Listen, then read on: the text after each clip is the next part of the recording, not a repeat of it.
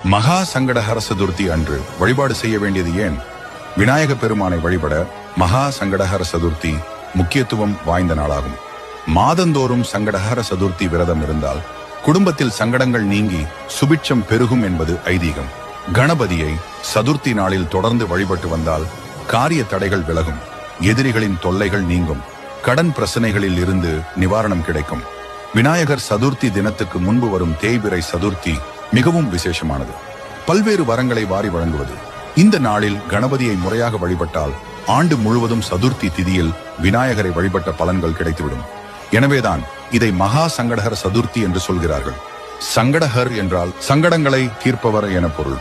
இந்த சதுர்த்தியை விநாயகரை ஏற்படுத்தினார். புராணத்தின்படி குண்டாக இருக்கும் விநாயகரை கண்ட சந்திரன் கிண்டல் செய்தார். பதிலடியாக சாபமிட்டார் விநாயகர்.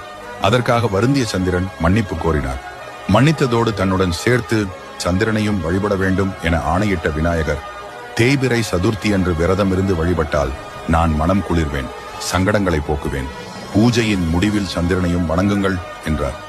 ஓர் ஆண்டில் வரும் 11 சங்கடஹர சதுர்த்திகளை வழிபட தவறியவர்கள் மகா சங்கடஹர சதுர்த்தி நாளில் வழிபட்டால் ஆண்டு முழுவதும் வழிபட்ட பலனை பெறலாம்.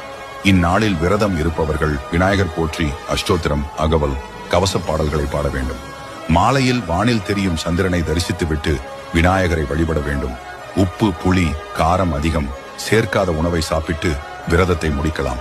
வீட்டில் விநாயகரை வழிபடுபவர்கள் மஞ்சள், தங்கம், வெள்ளி, செம்பு, பித்தளை, வெண்கலம் போன்ற உலோகங்கள், கருங்காலி மர விநாயகர் அல்லது ஸ்படிக விநாயகரை வைத்து வழிபடலாம். அருகிலுள்ள விநாயகர் கோவிலுக்கு சென்று பூக்கள், தூப